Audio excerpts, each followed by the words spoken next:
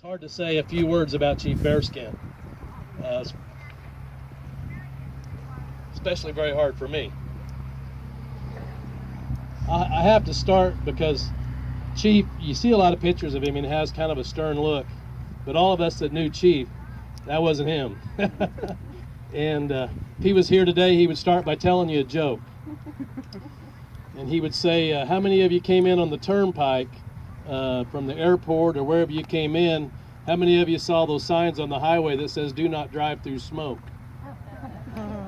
And they'd say, well, yeah. And he says, well, you know why? He'd say, we've got 38 tribes in Oklahoma. And he says, that's going to mess up our communication. And every time he would tell that joke, he would laugh harder than anybody else. Or you'd come into his office and he had this big, thick book. And it says, Everything I Know About Flying by Lieutenant Colonel Leopard Bearskin. And you'd open up the book and every page was blank. Or one of the best ones he kept on his desk was a little bitty pill bottle, and on the outside it said stool sample. And he would hand you that and he said, here, look at my stool sample. And you would reluctantly pull the tab off that, and it was a little bitty wooden stool. And he loved to laugh, he loved to make others laugh. And I want to read a few things and then I'll just tell some personal experiences, but this is entitled A War Hero and a Tribal Leader, and it was something that was written about Chief. He was born on September 11th, 1921 on his parents' allotted land near Wyandotte, Oklahoma, a small town 30 miles southwest of Joplin. He was one of a set of twins, and his twin brother was Leland. They had two other brothers and a sister. The twins were the youngest in the family. Wyandotte is a small town even today, only 5 blocks long.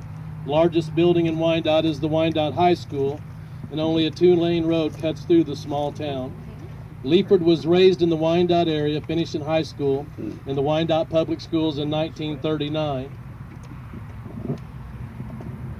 They had a choice to attend an Indian BIA school north of town, which was the old Seneca Indian School where the Wellness Center sits today, where they would have to live in dorms, or they could go to the public school in town where they could live at home.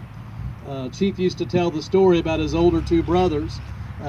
Their mom kept sending them to the BIA school, and they kept running away. They kept coming back home, and so eventually they all went to the public school where Chief graduated from. Chief's father was killed in a farm accident when Chief was only 7 years old. His mother then had to raise the family by herself during the Great Depression. She worked at menial jobs just to buy food. The children helped by mowing lawns, cutting wood, cleaning houses, and other jobs. For mowing a huge lawn, then weeding and trimming it, he got 25 cents. He learned the value of money at a very early age, he said. Later in high school, Chief worked summers harvesting wheat for $1 a day and a noon meal. His day started at daybreak and lasted until dark. Times were very hard, but Chief always had dreams. He wanted to fly since he was a little boy. All he ever wanted to do was fly airplanes. As he hunted rabbits and squirrels with his .22 rifle to help feed the family, he would occasionally see an airplane fly over the isolated countryside where he grew up and dreamed about one day piloting his own airplane. Immediately after graduation, he entered the U.S. Army Air Force, and he made the Air Force a lifetime career. He got his initial training at March Air Force Base in Riverside, California, as a ground crew member. After finishing boot camp, he asked his first sergeant to help him enter into the Flying Cadets. The recruiter had told him when he joined that requirement for cadets, they had to have 2 years of college, but that would soon be waived, and he would be able to get into the Flying Cadets as World War II broke out. The first sergeant informed him, however, that before it could be waived, he had to leave for his first duty assignment. After basic training, he was assigned to Wyandotte Airfield in Illinois. In December of 1939, he learned to be an airplane mechanic.